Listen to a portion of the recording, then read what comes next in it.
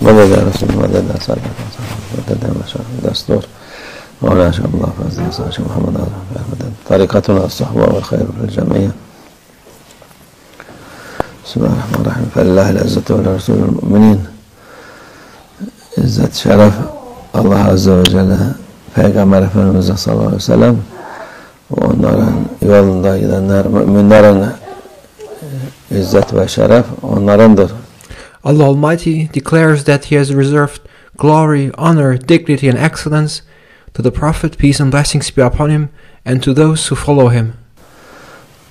Allah'ın katında, insanlar katında Allah kime bu güzel şeyi verirse kimse başkası veremez.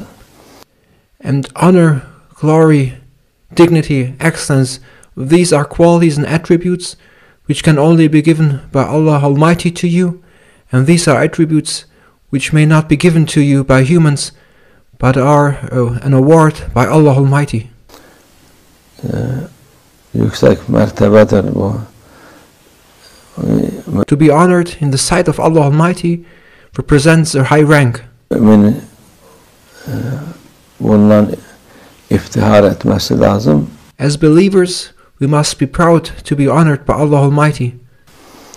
Kendini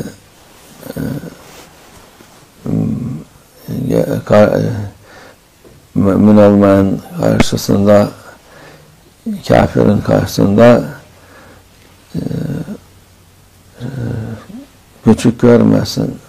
A believer must not consider himself inferior in face of a disbeliever or someone who denies Allah Almighty. Diyor, Allah'la beraberiz. We are with Allah Almighty. Allah'a şükür, izzet, şeref bizdedir. And as we are with Allah Almighty, thanks to Allah, we have been honored with dignity, excellence and glory. Tabi tevazu müminler arasında olur. Humility, of course, is a quality, a characteristic of a believer, but humility is something to be displayed among believers. Kafire karşı tevazu olmaz. But when it comes to engaging with a disbeliever, as a believer, we must not be humble. Selil olmayın.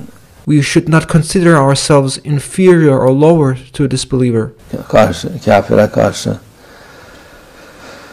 Çünkü onların şeytanla beraber olduğu vakit we must not consider ourselves inferior or lower to disbelievers or those who deny Allah Almighty, because they are with shaitan and we cannot consider ourselves inferior to them. Onlar daima zillet içindedir. And those who are with shaitan are in a state of inferiority. They are in a constant state of being in a low station. Aşağılık içindedir. Hiçbir zaman şerefle alakaları yok. Those who are shaitan are in a low station. They are in a despicable state, and they are not the ones who have honor or glory. Yükseklikle alakaları yok. They have nothing to do with the high stations. Allah'ın Azze ve Celle'nin Peygamber Efendimiz'in yolunda olanlardır. High stations are for those who are with Allah Almighty, the Prophet, peace and blessings be upon him, the believers. İzzet ve şerefle yaşayanlar onu da bilmesi lazım müminlerin. Those who follow Allah Almighty, the Prophet, peace and blessings be upon him, are the ones who live with glory, who live with honor and excellence, and this must be known to the believers. Müminler bazen kendilerini şeylerden daha düşük görür. Sometimes believers have the wrong understanding that they consider themselves lower or inferior to disbelievers. Kafirden ya parası olan Allah yolunda olmayan insanlardan parayla her şeyi zanneder. Yok, paranın hiçbir kıymeti yok. And thus we see that a believer may consider himself lower to a disbeliever or someone who denies Allah Almighty, because that person may have more money than him, but money and wealth is not a measurement that makes a person greater or smaller. Hiçbir Allah Azze ve Celle yolunda olmadıktan sonra hiçbir şeyin bir kıymeti yok. Çünkü her Money does not have any value as long as somebody is not on the way of Allah Almighty. If you are not on the way of Allah Almighty, nothing else matters. şey Allah Azze ve Celle'nin elindedir. Everything is within the hands of Allah Almighty. Onlara da veren Allah'tır.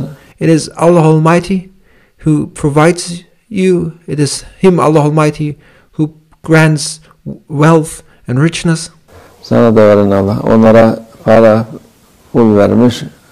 And it is Him, Allah Almighty, too, who gave you belief or faith to be a believer. Sana da şeref vermiş. And He gave them money and wealth, but He gave you faith to be a believer. And with that faith, He gave you honor, dignity, and excellence. Yani ne kadar parası olan insan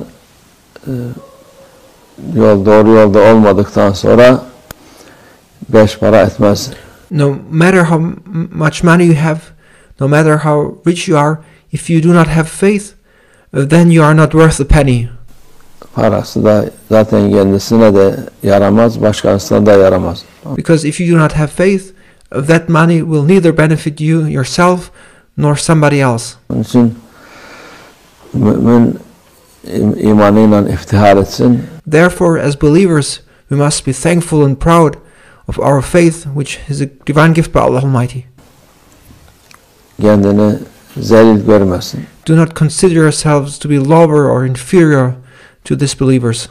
Ama tabi dediğimiz gibi müminler arasında tevazu makbuldur. Among believers, however, it is recommended and most acceptable to be humble. Kafire karşı makbul değildir. However, it is not accepted to be humble in the face or against the disbeliever. Bunu da bilsinler insanlar. And this must be known to people. Çünkü karıştırıyorlar insanlar bu This is a matter people mix up. Meseleleri çok karıştıran olur. And these are things many people confuse.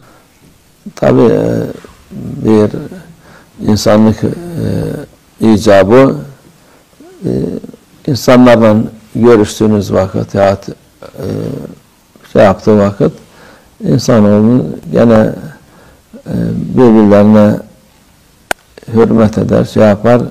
Nevertheless, as a requirement and as a necessity of humanity, we must treat human beings with respect and must treat them with good terms. Muhabbet değil, yani insan oğlu karşıdakine kötü muamele etmez. And we must treat them in a good way. We must not love them, but the least what we must offer is respect and good treatment. Ama bu noktalar mühim olan noktalardır ki these are important points. Karıştırmasın insan. And people must not mix them up. Yani karşısındaki kafir olsa bile ona hakaret edecek değil, yapacak değil ama so if you engage with a disbeliever or are in touch with a disbeliever, of course you must not treat him badly, you must not insult him. Sen kendini bileceksin ki senin ona benzemen iyi değil, o sana benzeyecek. But you must not forget who you are. You must not make yourself be like him, but you should be proud of who you are as a believer, and you should be the one who should attract the disbeliever to be like you. Böyle olunca Allah'ın izniyle insanlar daha fazla sana hürmet eder. And then if you stay true to yourself and your faith and your belief, then you will realize and see that people will respect you more. İnşallah onlara da hidayete vesile olur. And then you will even become the means for others to be guided to Allah Almighty's way.